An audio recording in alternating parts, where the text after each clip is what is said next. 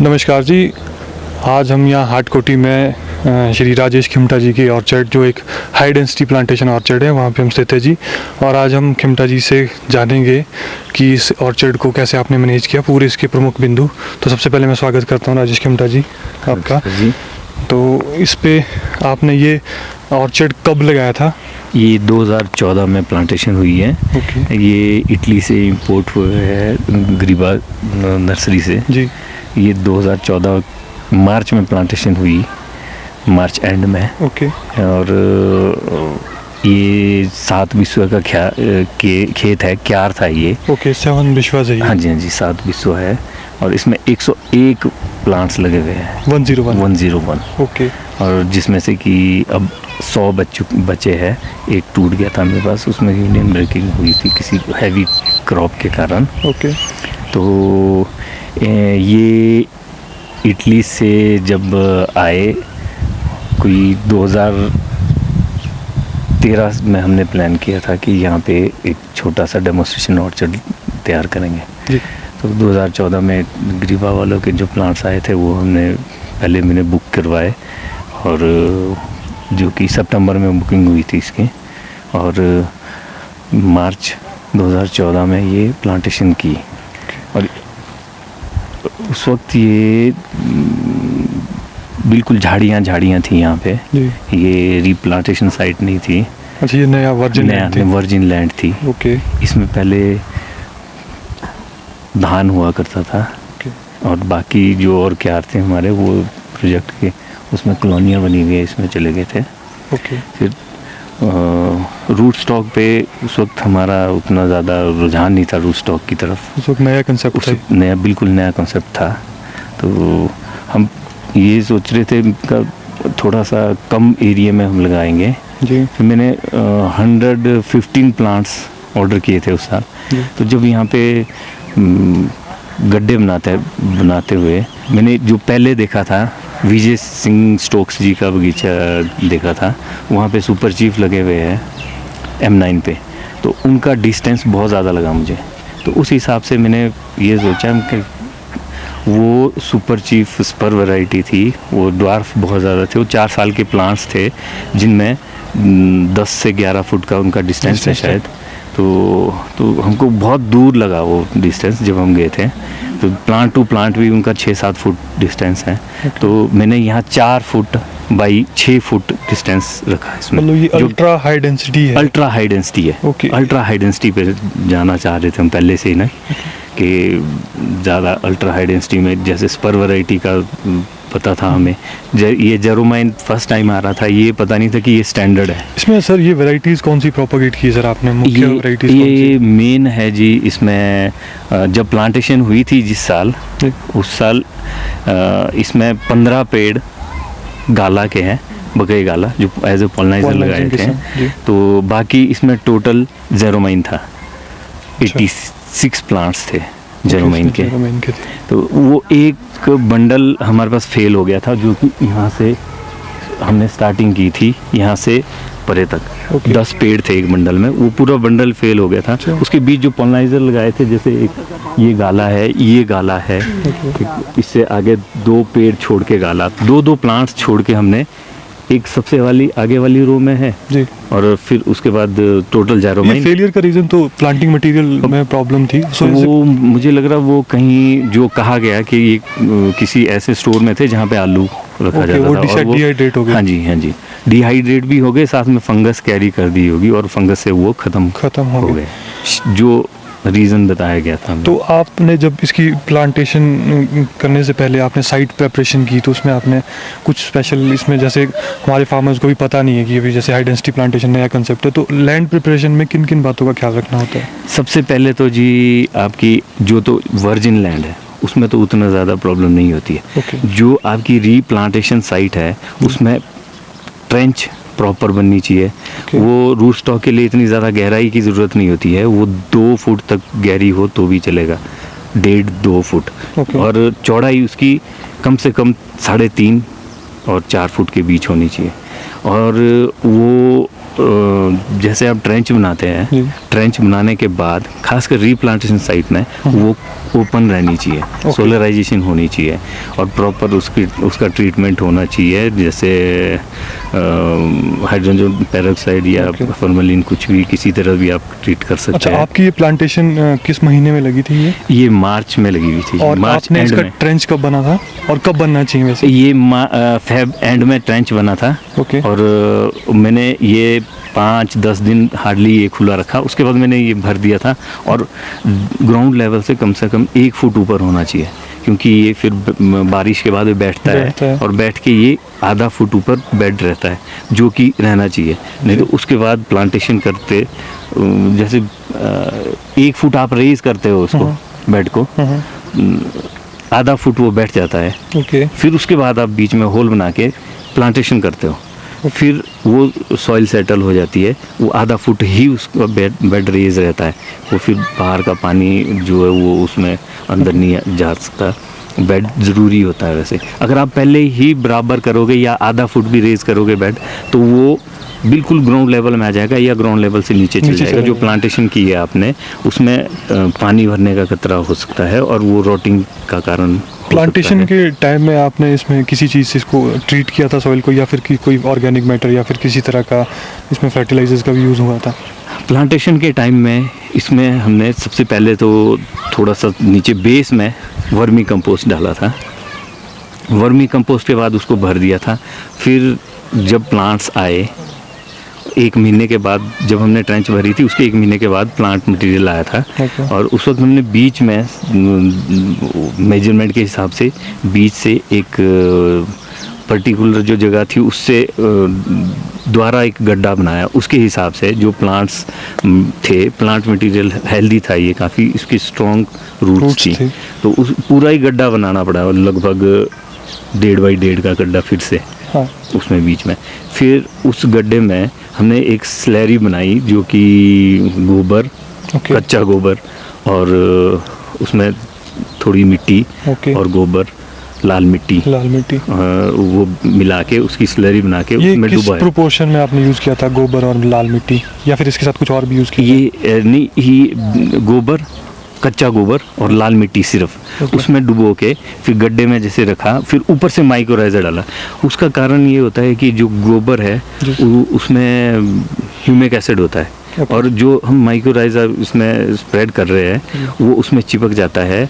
और जो मिट्टी है वो कैरियर है, सिर्फ गोबर को उसमें होल्ड रखता है। ह्यूमिक एसिड गोबर में होता है और ह्यूमिक एसिड से फंगस मल्टीप्लाई होती है, ह्यूमस चाहिए। माइकोराइज़ा जैसे आप कह रहे हो कि आपने प्लांटेशन में यूज़ किया, सर इसका क्या रोल रहता है न्यू प्लांटेशन में? ये नई रूट्स के लिए बहुत ज़्यादा लाभदायक होता है।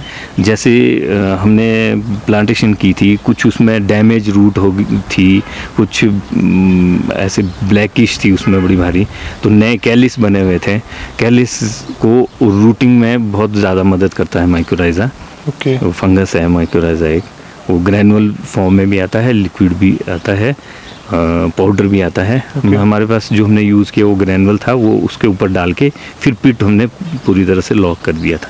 मतलब ये हो गया आपका प्लांटिंग मटेरियल से लेकर प्लांटेशन तक कि किस तरह से की। हाँ जी। फिर जब आपका एक बार प्लांटेशन हो चुकी है, फिर उसके बाद सबसे पहले किस बात का ख्याल रखना चाहिए, या इरिगेशन उसको एकदम चाहिए, या फिर उसमें और क्या मेन जो चीज़ें हैं जिसका ध्यान देना होता है? प्लांटेशन के बाद हमको जब पिट लॉक करना है, उसके बाद उसके ऊपर थोड़ा सा पानी डालना है इमीडिएटली, 4-5। हाँ जी, वो आप दूसरे दिन भी डाल सकते हैं, इमीडिएट भी डाल सकते हैं। वो फिर जो उसमें एयर पॉकेट्स होंगे वो फिर उसको सेटल कर देता है। और ज़्यादा पानी डालने की ज़रूरत नहीं होती है, ओवर इरिगेशन से पेड़ मरने का खतरा होता है। और हमने यहाँ पे इसमें ड्रिप 3 साल तक कोई ड्रिप नहीं था, ये सर्वाइव किए। M9 है, देखिए M9 की हाइट यहाँ पे ये कोई 15 फुट के आसपास है। M9 पे ये बकई गाला है। तो जैसे हमारी भ्रांतियाँ हैं कि M9 तो छोटा रहता है, इस पे पेड़ बड़ा नहीं जाता है, ये कोई, मैं नहीं मानता कि ये कोई ये तो सही हो। जी तो जागता उदाहरण है आपके ऑर्चर्ड पे हम देख पा रहे हैं, जैसे M9 के ऑर्चर्ड। और इसमें दूसरी साल क्रॉप शुरू हो गई थी। दूसरी साल इसमें कोई एक इसमें कोई 1 क्रेट के करीब था। ओके। एक क्रेट के करीब सेब हुआ था पूरे में। ओके। दूसरी साल पूरी क्रेट नहीं थी, मतलब 10 किलो के आसपास सेब था सेकंड लीफ में। और सेकंड लीफ में इसमें कोई 22 क्रेट के आसपास सेब निकला। ओके। जी। और थर्ड जो इस साल सेब हुआ इसमें, इस साल 86 बॉक्सेस इसमें जेरोमाइन के हुए हैं, बड़े बॉक्स से। 86 बॉक्सेस। 86 बॉक्सेस, बड़े बॉक्सेस 7 विश्व में। और जेरोमाइन के फुल बॉक्स भरे थे और गाला हाफ बॉक्स भरे मैंने, वो 22 बॉक्सेस गाला के थे। अगर हम तो ऐसी लगभग- नटशेल में पूछे आपसे, आपकी 7 विश्वा में प्रोडक्शन कॉस्ट वगैरह लगा के सब कुछ, आपकी शुद्ध इनकम कितनी है इस साल की, चौथी साल में? इसका जो मेरी ग्रॉस इनकम बनी है वो लगभग 2.5 लाख के आसपास बनी है 7 विश्व में। 7 विश्व में। जो ग्रॉस इनकम है ओके। वो 2.5 लाख के आसपास बनी है, दोनों की जेरोमाइन प्लस पोलनाइजिंग गाला। किस्म में जो गाला है। हाँ जी, हाँ जी। और इसमें साइज़ नहीं था, इसलिए बड़े बॉक्सेस भरने पड़े, ओवर क्रॉप हो गई थी। थिनिंग के बावजूद इसमें साइज़ नहीं बना, क्योंकि मैंने थिनिंग थोड़ी सी कंजूसी में थिनिंग हुई है इसमें, क्योंकि 6 जो जहाँ दाने थे वहाँ 2 रखे गए, ओके। जबकि 1 होना चाहिए था। क्रॉप ओवरऑल नहीं थी, तो थोड़ा ये सोच के कि कहीं आगे ड्रॉप कई कुछ सोच के छोड़े गए थे वो ना बीच में कुछ, तो इसमें वो बाद में इकट्ठे हो गए। और वो थोड़ा सा अब एक्सपीरियंस से ही सब कुछ सीखता है आदमी, अब नेक्स्ट ईयर इस तरह से नहीं होगा। जैसा कि आप कह रहे हो कि इसमें पानी का इतना अहम रोल, आप कह रहे हो इतना ज़्यादा नहीं होता, क्योंकि जितने भी नए फार्मर्स एचडीपी पे जाने की कोशिश कर रहे हैं, कहीं ना कहीं वो इस चीज़ से भी डर रहे कि क्या हमारे पास पानी है और कितना पानी की ज़रूरत है इसमें। आप थोड़ा इस पे प्रकाश। देखिए, ये रूट स्टॉक को सरवाइव करने के लिए पानी की ज़रूरत नहीं होती है जी। M9 के अलावा। M9 को थोड़ी बहुत ज़रूरत पड़ती है जहाँ ड्रॉट हो या स्लोपी हो, यहाँ जैसे सीधा है, सीधे में सरवाइव करने के लिए पानी की ज़रूरत नहीं होती है। जब ये फ्रूटिंग पे आता है, इसमें फ्रूट लगे, तब इसको पानी की ज़रूरत होती है और फिर इसमें पानी कंपलसरी हो जाता है। मैंने इस बार ड्रिप लगाया है और ड्रिप के थ्रू इसमें पानी भी दिया, मगर उतना ज़्यादा फ़र्क नहीं पड़ा। वो इसलिए क्योंकि ओवर क्रॉप थी। जिस पेड़ की कैपेसिटी 10 किलो की थी उसमें 20 किलो था, जिसकी 5 किलो की थी उसमें 10 किलो सेब था, तो फिर तो इतना तो पानी भी नहीं कर पाता है। इस ब्लॉक में अगर हम ऐसी अंदाज़न बात करें तो मासिक एक महीने में कितने पानी की औसतन ज़रूरत होती है, जब हमारी खास करके जब गर्मियों में सबसे ज़्यादा पानी की ज़रूरत होती है? इसमें इतना ब्लॉक है, इसमें मैंने 2000 लीटर की टंकी लगा रखी है, ये लगी है। इसके थ्रू मैं चलाता हूँ, तो मैं हफ्ते में 2000 लीटर पानी में से 1000 लीटर पानी हफ्ते में एक बार देता हूँ। मतलब तो मैंने वीकली दिया है। 1000 लीटर? Weekly 1000 litre. वो ड्रॉट प्रोन एरिया, जब ड्रॉट, हाँ जी, हाँ जी, बस जून में तो फिर बाकी उसके बाद फिर थोड़ा ज़्यादा पानी भी नहीं देना पड़ता है, क्योंकि यहाँ पे यहाँ पे मैंने ये प्रॉब्लम फेस की हुई है अल्ट्रा हाई डेंसिटी में। इसकी जो चौड़ाई है वो भी 6 फुट है, जबकि ये थोड़ा सा ज़्यादा होना चाहिए था। वो कारण वही रहा कि हमको ये पता नहीं था कि जेरोमाइन जो है वो स्टैंडर्ड वैरायटी, विगरस वैरायटी है। और हम इसको सुपर चीफ के हिसाब से लेके चले थे, उस हिसाब से तो ये गैप ठीक था, मगर और 10 फुट से ऊपर पेड़ नहीं जाना था। जैसे कि ये है रेड कान है जी, ये स्पर टाइप है, ये नहीं भागा हुआ है, इस तरह से था। बाकी जेरोमाइन है, विगरस वैरायटीज़ है, तो ये भागे, ये पता नहीं था हमको। तो अब इसमें जैसे कि कहा जाता है कि जो आपके रूट स्टॉक पे इसमें pruning as a last resort लेते हैं, प्रमुख इसमें फोकस किया जाता है ट्रेनिंग पे। तो ये ट्रेनिंग किस तरह से की जाती है और ट्रेनिंग में क्या क्या चीज़ें करना होता है? अल्ट्रा हाई डेंसिटी में ट्रेनिंग का बहुत ज़्यादा रोल है जी। प्रूनिंग तो इसमें 1% या 2% होती है। ओके।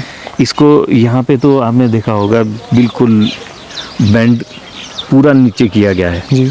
ये इसलिए क्योंकि चलने के लिए स्पेस नहीं रह गया था। जी। वैसे थोड़ा सा ज़्यादा हो तो फिर 45 डिग्री एंगल में ट्रेन करना पड़ता है। ओके।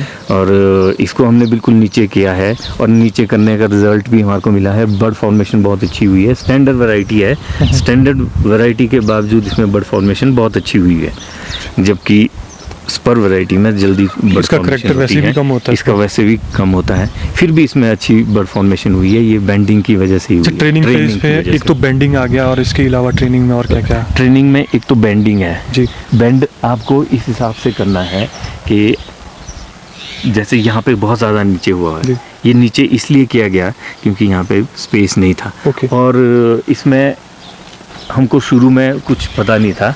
स्टार्टिंग में इसमें क्या है, जब यहाँ 6 इंच की ग्रोथ आती है कि कोई भी ब्रांच जो जी। है वो जो 6 इंच की होगी तब उसमें उस वक्त टूथपिक फंसानी पड़ती है। Toothpick bending. टूथपिक बेंडिंग जी। जिसे कहते हैं। अगर टूथपिक बेंडिंग अगर टाइम पे हो गई, जी। आपके 6 इंच की ग्रोथ और पे। 6-7 इंच की ग्रोथ पे होगी और पूरा प्रॉपर उसको यहाँ से यहाँ ऊपर इसमें मेन स्टेम में टूथपिक लगा के नीचे वाली जो स्कैफोल्ड आ रही है। स्कैफोल्ड ब्रांच है उसको बिल्कुल नीचे करना पड़ेगा। जी। हमको ये लगता है कि ये कहीं टूट ना जाए, मगर वो टूटती नहीं है। अगर वो नीचे को टेढ़ी भी हो गई जी। तो भी वो बाद में यहाँ से ऊपर को जाएगी। ओके। वो बेंडिंग सबसे अच्छी है। इसमें हमारे को उस वक्त पता नहीं था, ये हमने पहले ऊपर जाने दी, उसके पूरी- बाद बेंड किया। उसके बाद बेंडिंग हुई है इसमें। फिर इसमें ये थोड़ा सा ये जो हम्प सा है ये आ गया। इसका क्या नुकसान होता है कि इसमें जो जहाँ भी हम्प आएगा बिल्कुल थोड़ा सा कुब्बड़ सा बन गया, वहीं से ही वहाँ की आँख ब्रश कर जाती है और वो उसमें एक vertical strong shoot. Vertical strong shoot आता है। और इतना स्ट्रॉन्ग शूट आता है कि जो हमारी मेन लीडर है, मेन लीडर को कंपटीशन देने लग जाती है वो। और उसके आगे की ब्रांच भी वीक हो जाती है, बिल्कुल वीक हो जाती है। और जो कि ऐसा नहीं चाहिए, क्योंकि हमारे को तो उसमें हर आँख में बीमा पिन चाहिए या बीमा बीमा चाहिए। चाहिए। वो फिर ना बीमा आ पाता उसमें, ना वो ग्रो कर पाती है। उसके लिए हमको क्या ध्यान देना पड़ता है, अगर कभी वैसे हो गया, जो ऊपर की जहाँ हम्प है वहाँ की जो आइज़ है जी। उसको हम अंगूठी से निकाल दें, फिर वो नहीं भागती है, फिर थोड़ा सा जी। ठीक आ जाता है वो ना। इसमें ट्रेनिंग फेज में और भी टर्मिनोलॉजी यूज होती है, जैसे आपका नॉचिंग है या पिंचिंग है, वो किस लिए की जाती है, उसका क्या रोल है? नॉचिंग जैसे मानो ये बेंड किया, जी। जो वो स्ट्रेट शूट आता है, जी। जो स्ट्रेट शूट आता है उसको अगर हम यहाँ पे पिंच करें, फिर वो इनिशियल स्टेजेस पे जब उसकी ग्रोथ 1-2 इंच है, वो 2 इंच पे, 3 इंच पे, 4 इंच तक भी हो जाता जी। है। अगर 4 इंच से ऊपर या स्ट्रांग हो जाए ना वो, फिर उसको आप अगर पिंच करेंगे ना, फिर वो पिंचिंग के बाद भी भागता है। ओके। अगर तो- 4 इंच से बड़ा हो गया, हाँ अगर जी। फिर भी हम पिंचिंग करते हो, फिर भी वो ग्रोथ में पिंचिंग के बाद भी ग्रोथ में जाता है। तो अगर उसको आप 2 इंच में या 3 इंच में पिंच करते हैं तो फिर वो वहीं पे ही रुक जाता है। एक बार पिंच करके फिर दूसरी बार पिंच करोगे तो वो तीसरी बार पिंचिंग के लिए नहीं आता है, वहीं पे वो बीमा बन जाता है, एक पिन बन जाती है और उसमें बीमा आ जाता है। बाकी भी जो आगे पीछे की आई है वो भी पिन बन जाती है या बीमा बन जाता है, वो है। और अगर आपका जैसे हमने पहले किया था पूरा 6 फुट की, हमने पहले क्या किया है, जैसे यहाँ से कोई ब्रांच आई तो उसको पहले ऊपर जाने दिया, वो 6 फुट 7 फुट जितनी गई, फिर उसको बेंड किया। अच्छा। क्योंकि पहले पता नहीं था, आस्ते हाँ, आस्ते ही नॉलेज आती है। फिर उसको पहले ही उसका सही तरीका ये था, पहले यहाँ जैसे से इनिशियल स्टेजेस पे इनिशियल उसको स्टेज toothpick पे से बेंडिंग हाँ कर जी, सकते थे। टूथपिक बेंडिंग प्लस यहाँ से कोई 3 फुट 4 फुट तो जब आएगा फिर वहाँ से ऊपर को जाना शुरू हो जाता है। अगर आपको लगता है कि मैंने 3 फुट ही रखना है, इससे ज़्यादा नहीं जाने देना, फिर आगे से उसकी टिप को पिंच कर सकते हैं, उससे भी उसकी ग्रोथ उससे वो ग्रोथ रुक जाएगी। और उसमें जैसे यहाँ से पिंच करते हो, यहाँ साइड की पिने खुलनी शुरू हो जाती हैं, जो स्लीपिंग आइज। स्लीपिंग आइज, वो पिन्ने बन जाती है या बीमा बन जाता है। जो ऊपर को जाएगी उसको पिंच कर दो फिर से, ये पिंचिंग है जी। सर, इसमें रख रखाव के लिए आप किस तरह से इस पर स्प्रेज वगैरह का कुछ इस पर डिफरेंट स्प्रेज शेड्यूल ऑप्ट करना पड़ता है फार्मर्स को, कि नॉर्मल जो कन्वेंशनली हमारे सीडलिंग पे बड़े बगीचों पे जो करते हैं? नहीं, मेरा जो और जगह शेड्यूल होता है वही शेड्यूल इसमें है। अच्छा, सिंपल शेड्यूल है, मगर ये है कि इतने एरिया में चम्मच के हिसाब से खाद पड़ती है। ओके। कोई ज़्यादा एक ज़्यादा से ज़्यादा कभी अगर डालनी है तो मुट्ठी डाल दी। ओके। 100 पेड़ में जहाँ हमारे 10 बैग लगेंगे खाद के, तो यहाँ एक और आधे बैग में भी काम हो जाता है इन्हीं 100 पेड़ों के लिए। इन्हीं 100 पेड़ों में। और आधा ड्रम स्प्रे लगती है, आधा ड्रम में इसमें ज़्यादा 86 नहीं। बॉक्सेस आपके बड़े निकले हैं इस साल? बड़े निकले हैं। अगर सारे बड़े बॉक्सेस लगा जाए लगभग 100 बॉक्सेस 100 बॉक्सेस की और प्रोडक्शन आई है। सब साइज़ छोटा था, उसमें वेट तो 25 किलो के ज़्यादा। आसपास गया होगा, ज़्यादा ही गया होगा। कहा कि इसमें ट्रेनिंग बहुत प्रमुख होती है, मगर फिर भी कहीं ना कहीं अगर अनवांटेड शूट या ग्रोथ आते हैं तो उसमें जो हल्की फुल्की प्रोनिंग होती है वो किस तरह से की जाती है? अगर ट्रेनिंग के बावजूद इसमें कोई और ग्रोथ आए, अनवांटेड ग्रोथ आ ही जाती है कई बार, या कई बार ऐसा होता है अपना आपका 6 फुट चला गया है जी। लंबा, अपने वो टहना बेंड करना है, जी। उस टहने को बेंड करेंगे, वो वहाँ जाएगा तो वो उसको हम हेड बैक नहीं कर सकते, वो उतना ही रहने देना पड़ेगा। वो बेंड करने के बाद उस टहने में जब बड फॉर्मेशन होगी, उसके बाद वो नेक्स्ट ईयर जैसे 6 फुट का है तो उसको 2 फुट या 3 फुट भी आप ला सकते हैं। बड फॉर्मेशन हो जाए फिर वो किसी भी कोई भी पिन ऊपर उसमें वीक पिन होगी, वहाँ पे उस वीक पिन पे ला सकते हैं। जैसे मानो ये है, ये देखिए, ये यहाँ तक था, ओके। तो जब ये वाली पिन इसमें आई तो यहाँ हमने वीक पे ले आया, अब वीक पे ले आया, अब इसमें ये पिनें आ गई है, अब इसको फिर से हम वीक पे डाल सकते हैं। यहाँ देखिए, ये लास्ट ईयर का इतनी पिन थी, इससे ऊपर इसमें रिंग है तो रिंग पे काट सकते हैं, और ये नहीं काटेंगे, ये पिनें हम छेड़ेंगे नहीं। जैसे ये है, ये हमने यहाँ पे ज़्यादा ऊपर ऊंचा था, इसको हमने इसी तरह से ऐसे बेंड कर दिया था वैसे ही, तो अब इसको इस साल हम वीक पे डालेंगे क्योंकि इसमें बड फॉर्मेशन हो रही है। और यहाँ पे आगे हम इसमें हेड बैक नहीं करेंगे। अगर हम हेड बैक करते हैं फिर सारी जो सैप है, सैप आगे जाएगा और यहाँ पे बड फॉर्मेशन नहीं हो पाएगी, आइस को ब्रस्ट नहीं करेगा। हमको ऐसे ऐसे ही रखने हैं, जैसे ये है इसको इस तरह से डालना है, ये भी ये यहाँ रिंग पे डालना है। जैसे ये है, इसको हम एक वीक पे डालेंगे, ये वीक है, ये सबसे वीक है, ये भी है, इसको इसमें नेक्स्ट ईयर यहाँ पे ये आइस खुलेगी तो इसको और पीछे ला सकते हैं। जैसे ये है, इसको हम रिंग पे डाल सकते हैं। इस साल यहाँ फ्रूट लगेगा, पीछे ये आइस ब्रस्ट होगी, अगले साल और नज़दीक आएंगे क्योंकि मेन की तरफ को हमें जाना है। ये मेन है, ये सेकेंडरी है, हमने इसकी तरफ को जाना है। जितना हम मेन पाइप के नज़दीक जाएंगे, फ्रूट क्वालिटी उतनी अच्छी होगी। जैसे ये देखिए, यहाँ पे हमने रिंग कट मारा था, फिर इसमें रिंग कट के बाद भी 4 शूट्स आए। अब हमने इसको वीक पे रखना है, इसमें जो सबसे स्ट्रॉन्ग है वो निकालना है, और जो वीक है वो रखना है। ये भी बड फॉर्मेशन हो जाएगी, ये भी, इसमें भी नेक्स्ट ईयर ये वाली आइस फटेगी तो इसको और नीचे ला सकते हैं। ये इसमें आपकी जैसे स्कैफोल्ड्स बनती है तो इसमें 2-3 सेट्स ऑफ स्कैफोल्ड बनती है, सेकंड लीफ में, थर्ड लीफ में, तो हमने किस तरह से इनको मैनेज करना है? मतलब उसमें प्रोनिंग में भी क्या डिफरेंस रखना है, और किन सेट्स में हमने ग्रोथ लेनी है और किस में हमने किस तरह से बीमा वगैरह बनाना है? देखिए, ये इसका फर्स्ट स्कैफोल्ड है, ये लगभग 25 इंच बाई 25 इंच में हो सकता है। यहाँ पे हमें 4-5 ब्रांचेस लेनी है। जो ये फर्स्ट स्कैफोल्ड की ब्रांचेस होगी, इसको हम थोड़ी सी बाहर ले सकते हैं, मतलब इसकी जो ट्री कैनोपी बनानी है हमने, वो हम इसको जो फर्स्ट स्कैफोल्ड है उसको हम 4 फुट तक भी ले सकते हैं, 3 फुट भी ले सकते हैं, जगह के हिसाब से ना। कंपैरेटिवली सबसे बड़ी ब्रांचेस हमारी लोअर कैनोपी की। फिर उसके बाद आप बीच में गैप भी रख सकते हैं। गैप के बाद सेकंड जो सेट बनना है उसको थोड़ा सा इससे हल्का सा अंदर रखना है, फिर थर्ड और अंदर रखना है। पिरामिड शेप बनानी है, क्योंकि ऊपर से जो सन पेनिट्रेशन है वो पूरी तरह से सन पेनिट्रेट करे इन नीचे वाली लोअर स्कैफोल्ड। हाँ जी, इसका ध्यान। जैसे हम प्लांट सर्विस कर रहे हैं हमारा तो इसमें हमने किस हाइट तक इसको कैरी करना होता है? ये वैसे जो प्रिंसिपल है उसके हिसाब से जो प्लांट टू प्लांट डिस्टेंस है उसके अकॉर्डिंगली तो होना ही चाहिए, मगर उसके हिसाब से इसका मेजरमेंट है 1.2।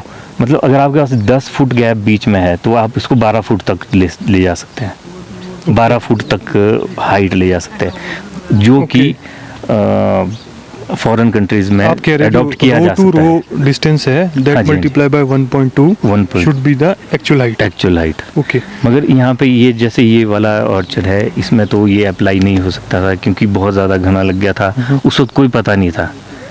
ओके, जब ये लगा हुआ है उस वक्त अनजान थे। ये बहुत उस वक्त बहुत इनिशियल बहुत कम स्टेजेस था। पे हाँ था जी, हाँ यहाँ जी, पे हाँ हाई जी। Density plant. हाई डेंसिटी और अल्ट्रा हाई डेंसिटी पे कोई भी नहीं था, तो इसमें हमारे को थोड़ी प्रॉब्लम हुई है। सर इसमें क्योंकि जैसे कोई ब्रांचेस जैसे लीडर को compete कर रही है तो हमने उसको रिन्यूअल सिस्टम कैसे? हाँ जी, ये जो ब्रांचेस आपके मेन लीडर से 30% हो जाए उसको रिमूव करना है। और इन थिकनेस। Thickness, Okay. थिकनेस में, और वो रिमूव कैसे करना है, उसमें स्टब लग पड़ना चाहिए थोड़ी सी इतना छोड़ के। फिर उससे क्या होता है, जो ये नीचे इसके नीचे नेक में ये रिंकल्स दिख रही है, इसमें collar है। इनविजिबलाइज होती है कॉलर में, यहाँ से वो ब्रस्ट कर जाती है। और सेकंड ईयर क्या होगा सर वहाँ पे?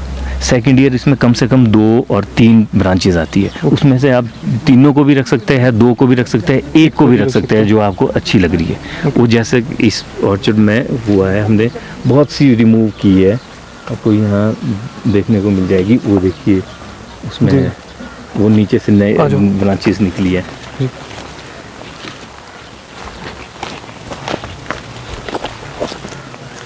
ओके, इनकी ये- थिकनेस काफ़ी ज़्यादा हो गई थी, आपने इसलिए ये इनको ये वेजिटेटिव की तरफ। इसकी थिकनेस उतनी ज़्यादा नहीं थी इस ब्रांच की, Okay. मगर ये बहुत नीचे थी।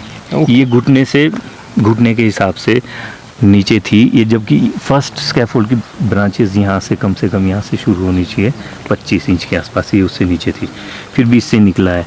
अब इसको हम यहीं पे थोड़ा सा वीक पे डाल के इसी में ही फ्रूट ले सकते हैं। ओके, आप इसको एज अ ब्रांच नहीं ले रहे हो? एज ए ब्रांच नहीं ले रहे हो आप, इसमें सिर्फ सेब ले रहे हाँ हो? जी, हाँ जी। और भी कई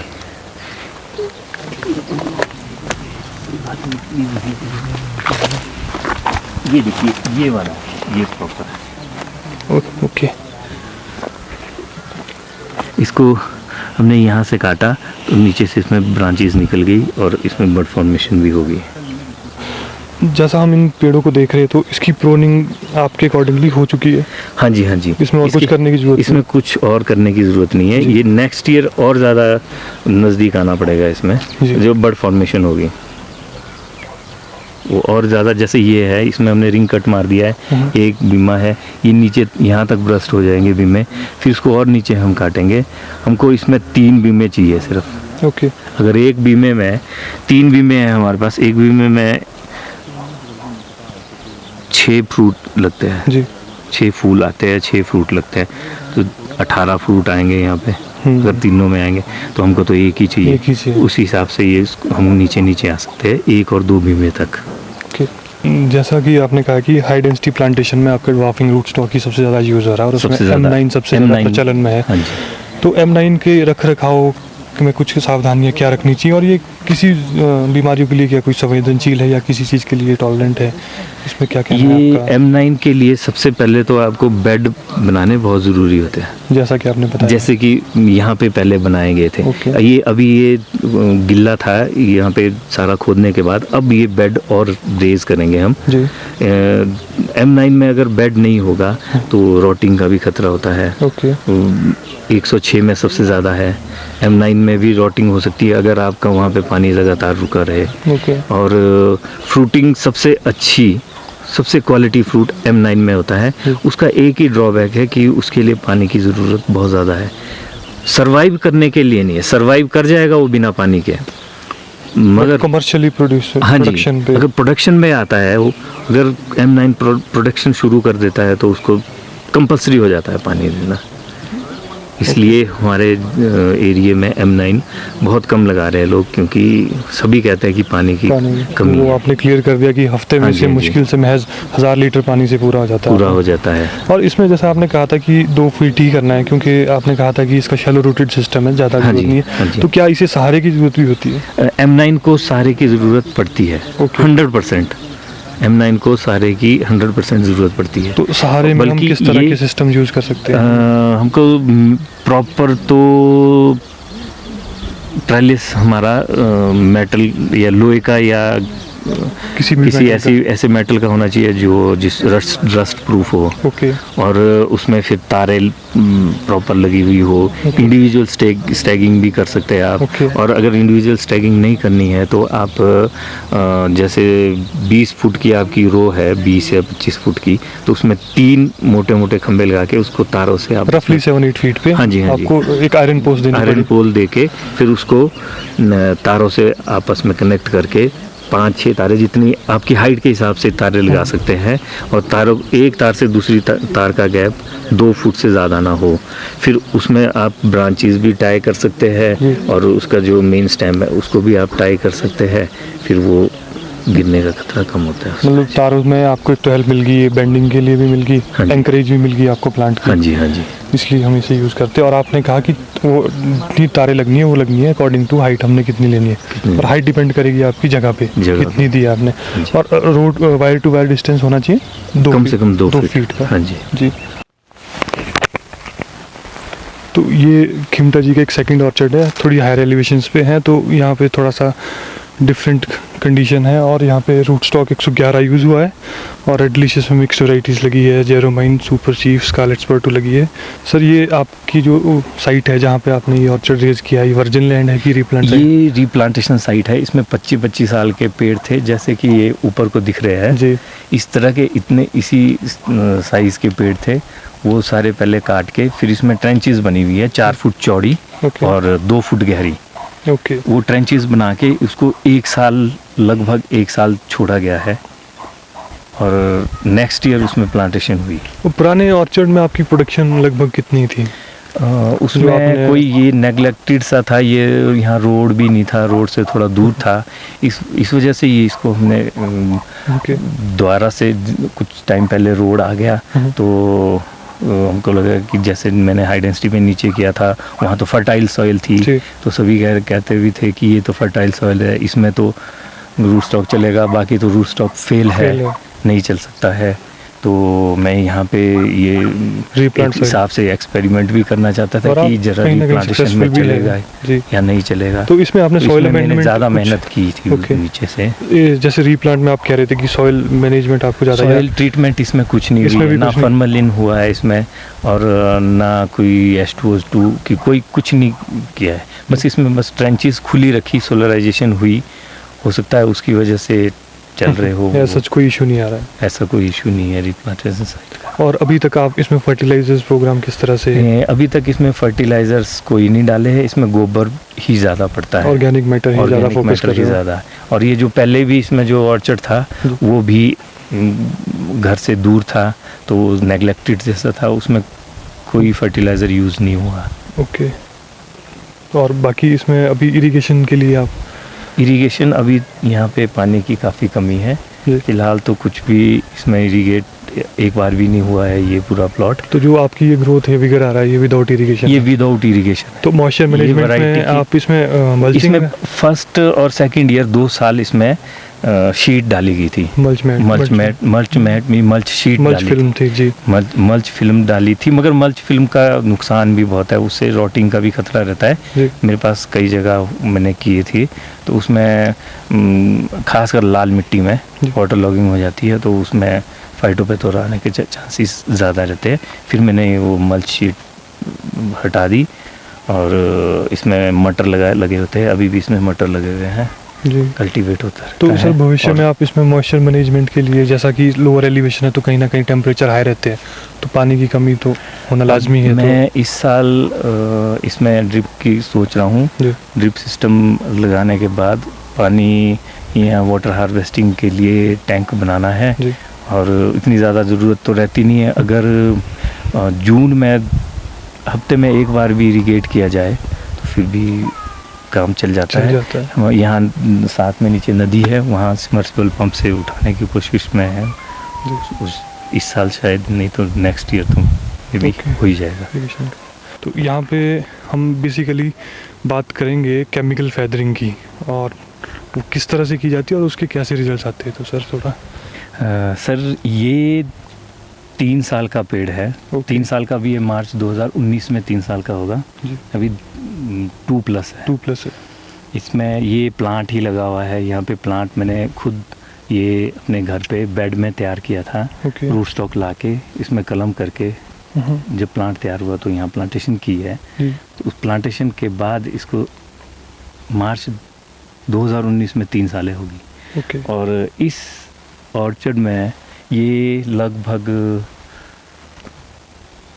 3.5-4 बीघा का खेत है जी। और इसमें 400 प्लांट्स के आसपास है। ओके। और इनमें ये 3 साल के प्लांट्स है। इस साल 2 क्रेटे इसमें सेब भी हुआ है। अच्छा। और इसको जैसे प्लांट किया था, जो फर्स्ट पहली साल ही इसमें फेदरिंग हुई थी, जी। उसको हमने टूथपिक से बेंड किया। जी। जैसे पहले 3 शाखाएं आई हेडबैक से हेडबैक करके, इसमें हेडबैक दिया था, थोड़ा सा 25 इंच पे हेडबैक दिया था इसमें हमने पहली साल, जबकि इसकी हाइट 5 फुट 6 फुट भी थी। 25 इंच पे हेडबैक देने के बाद इसमें जो 3 ब्रांचेज आई, एक तो मेन जो 2 सेकंड और थर्ड जो आती है, जो सेकंड और थर्ड ब्रांचेस थी उस इसमें, और साथ में हमने क्या किया, जो ऊपर की जो ब्रांच थी वो सबसे ऊपर की आंख से निकली है, उससे नीचे की 2 आंखें हमने हटा दी थी। अच्छा, वो बिल्कुल रिमूव कर दी थी। ओके। वो उससे क्या, जो उसके नीचे वाली आईज आई वो कंपटीशन में नहीं गई उसके। ओके। वो वाइडर क्रॉच एंगल। हाँ जी, हाँ जी।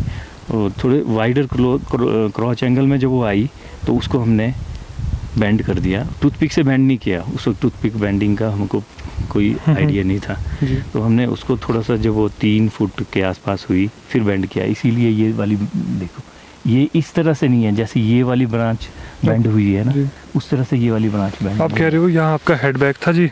यहाँ हेडबैक था, ये सेंटर लीडर गया और सेकंड थर्ड आपने रिमूव कर दिया था। रिमूव करने इमीडिएट सेकंड थर्ड। हाँ जी, हाँ जी। तो ये इसमें 3 ब्रांचेज आई। इन तीनों को हमने जब 3 फुट के आसपास किया तब बेंड की। फिर भी ये काफ़ी हद तक बेंड हो गई थी। इसमें अगर टूथपिक बेंडिंग होती तो इस तरह का क्रॉच एंगल आना था। ये थोड़ा सा इसका एंगल उतना अच्छा नहीं आता है, फिर भी बेंडिंग से आ गया। बेंड करने के बाद क्या होता है, जैसे ये बेंड हो गई, जो इसकी खुराक थी वो भी इस सेंटर लीडर में चलेगी, और इस सेंटर लीडर बहुत तेज़ी से भागा और 1 साल में ही ये लगभग 7 और 8 फुट पहुंच गया जी। फिर नेक्स्ट ईयर जब डोरमेंट स्टेज पे था, फिर हमने इसके जहाँ जहाँ हमको फेदरिंग चाहिए थी, स्टेप वाइज 1 2 3 4 5 6 7 8 9 10 इस तरह से जहाँ जहाँ हमको फेदरिंग चाहिए थी वहाँ पे हैक्सा ब्लेड से कट मार के उसमें केमिकल लगाया। GA4 +7 + BA6 जो केमिकल आता है वो लेटेक्स पेंट के साथ लगाया। लेटेक्स पेंट उसका कैरियर है, उसको लगा के वो जहाँ पे हमने नॉचिंग की थी उसमें पेनिट्रेट हो गया, और वो उसने हार्मोन है वो एक प्रकार से, तो उसने ये आई ब्रस्ट कर दी। वैसे अगर हम केमिकल ना लगाए फिर भी नॉचिंग से आ जाती है, मगर इतनी ज़्यादा नहीं आती है कि आप 15-20 कट्ठी निकालो तो वो बिल्कुल छोटी छोटी रह जाती है। सर सेकंड ईयर का जैसे आप कह रहे हैं कि इसकी ग्रोथ काफ़ी ज़्यादा आ गई थी, तो आपने इसमें हेडबैक दिया सेकंड ईयर में? हेडबैक कोई नहीं दिया सेकंड ईयर में, कोई हेडबैक नहीं दिया। सेकंड ईयर में हेडबैक कोई नहीं है। अब देखिए ये देखिए ऊपर तक जी, इस साल इसमें केमिकल फेदरिंग फिर से होगी। अब इससे ज़्यादा हाइट हमने इसकी नहीं ले जानी है। तो इसका मैंने इसको 6-6 इंच, लगभग 6-6 इंच और 1 फुट के बीच के फैदर बनाए। जहाँ जहाँ मुझे फैदर चाहिए थे वहाँ पर केमिकल लगा के केमिकल फैदरिंग की, और उसको कुछ टाइम बाद 6 इंच जब वो ग्रोथ हो गई टूथपिक से फिर बेंड किए। टूथपिक से बेंड करके उसका एंगल बड़ा अच्छा आ गया। वो ये इतना स्ट्रॉन्ग एंगल बन जाता है, इतनी पतली सी शाखा पे अगर मैं इस तरह से भी लटक जाऊं फिर भी नहीं है टूटेगा। अगर यूनियन बहुत स्ट्रॉन्ग है क्योंकि हमने इसको बेंड किया। टूथपिक से बेंड किया पहले। अगर टूथपिक से बेंड ना करें पहले फिर नहीं इतना हो पाता है। टूथपिक से बेंड करके ये इतना स्ट्रॉन्ग बन गया कि इसमें लटक भी सकता है। और उसके कुछ टाइम बाद, मतलब जून जुलाई में जब इसकी ग्रोथ यहाँ तक हो गई, फिर इसको हमने और बेंड किया। लगभग 45 डिग्री एंगल तक यहाँ पे जगह थी, इसको हमने नीचे नहीं बेंड किया, ये 45 डिग्री एंगल में बेंड किया, और इसमें ग्रोथ भी चली रही जी, प्लस बीमा भी बनता रहा। ये देखिए ये इसमें दूसरी तीसरी साल ही बीमा बन गया है।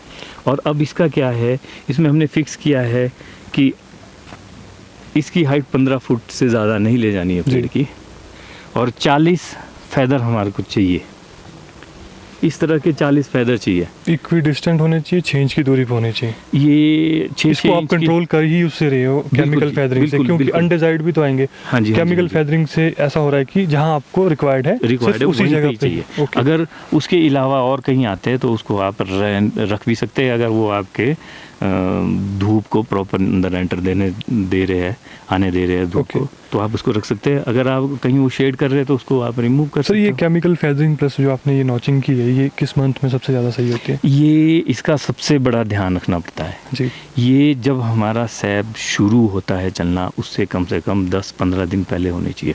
मतलब 25 फरवरी के, जैसे यहाँ 5200 फीट की हाइट है, तो इस जगह सैब जल्दी चलना शुरू हो जाता है।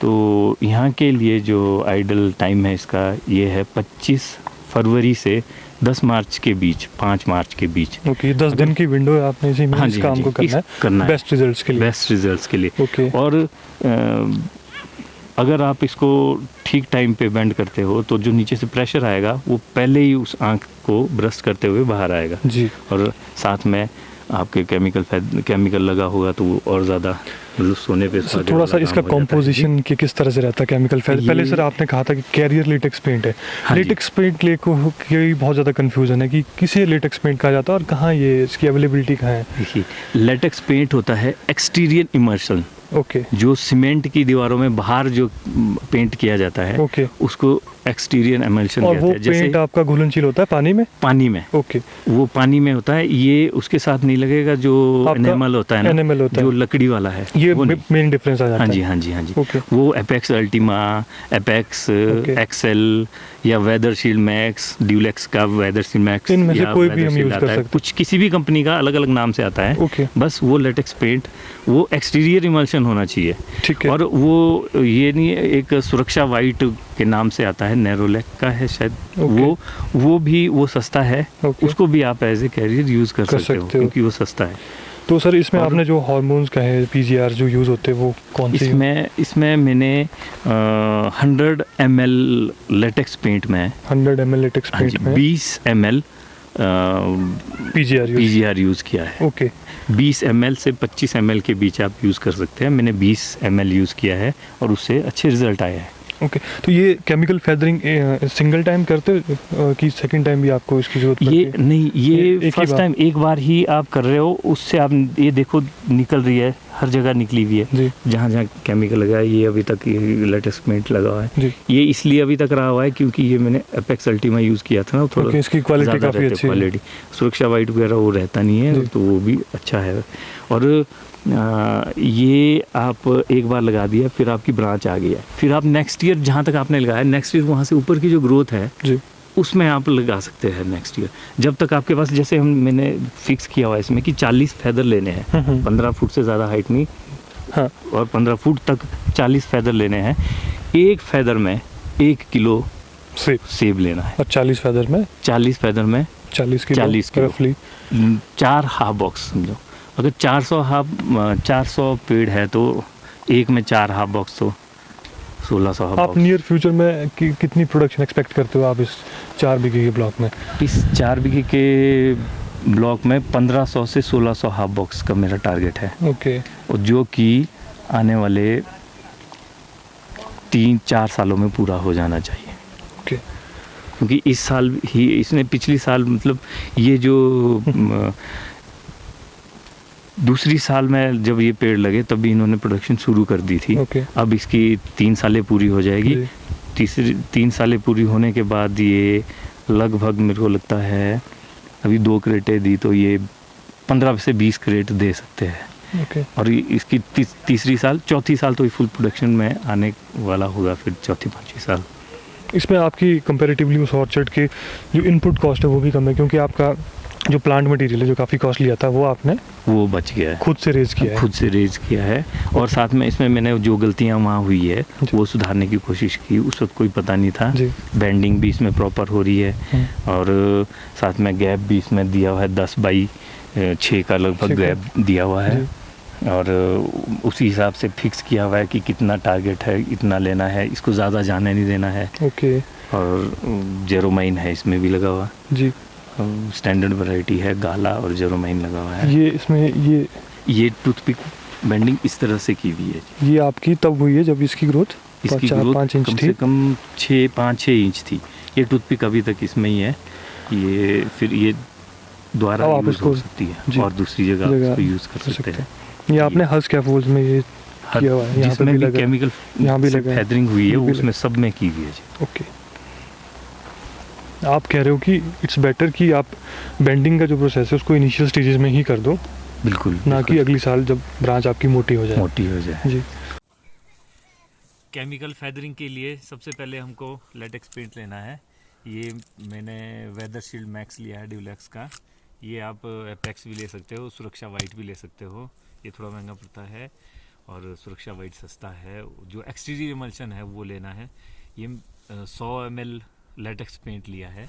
इसके लिए कोई अलग कंटेनर आप यूज़ कर सकते हो, क्योंकि जितना आपका ये बनेगा वो एक साथ जो आप जितना बनाएंगे 100 ml का बनाओगे तो वो कंज्यूम उस दिन ही होना चाहिए, ये दूसरे दिन के लिए नहीं रहना चाहिए। इसलिए मैं इसको 100 ml ले रहा हूँ।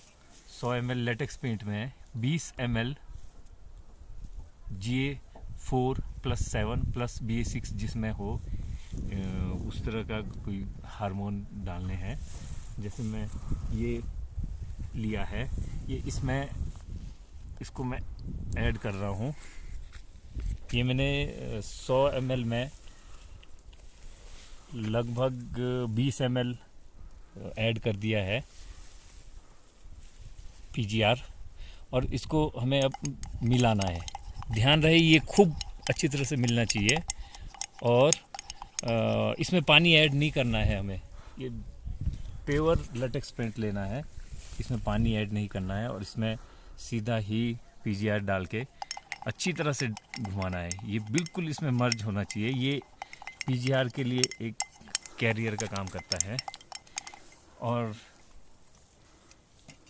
फिर आप जैसे ये विदाउट फैदर है, पूरा प्लांट है ऊपर तक, और इसमें जहाँ जहाँ आपको फैदरिंग चाहिए, जैसे यहाँ पे फैदरिंग चाहिए, ये आप किसी अगर आपके ये वुड मोटा है तो आप हेक्सा ब्लेड ये बड़ी वाली ले सकते हैं। अगर आपका वुड 1 year old है मैक्सिमम, ये ध्यान रहे कि ज़्यादा अगर आपके पास हाइट है तो उसमें 1 year old वुड पे ही ज़्यादा फैदरिंग होगी। 2 year और 3rd year पे आपको नॉचिंग ज़्यादा करनी पड़ेगी।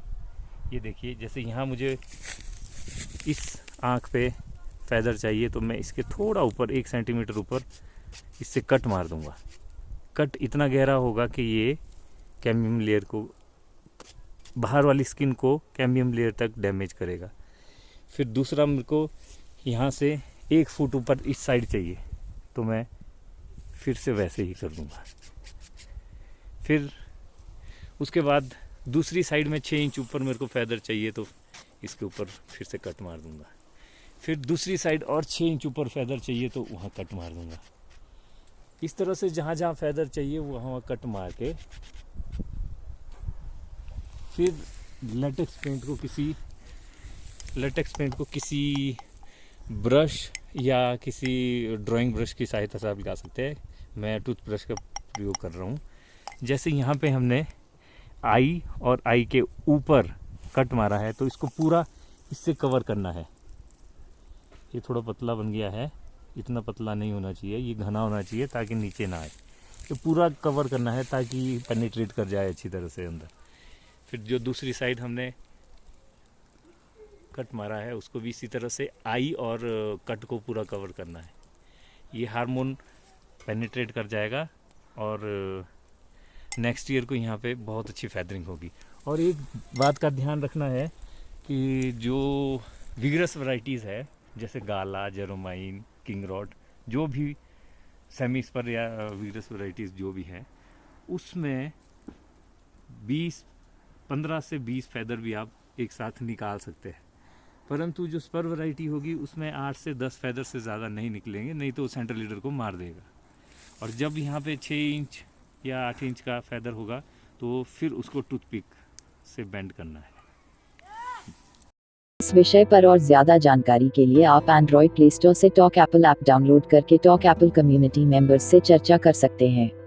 अगर आपको यह जानकारी पसंद आई है तो कृपया हमें लाइक, शेयर और सब्सक्राइब करना ना भूलें। धन्यवाद।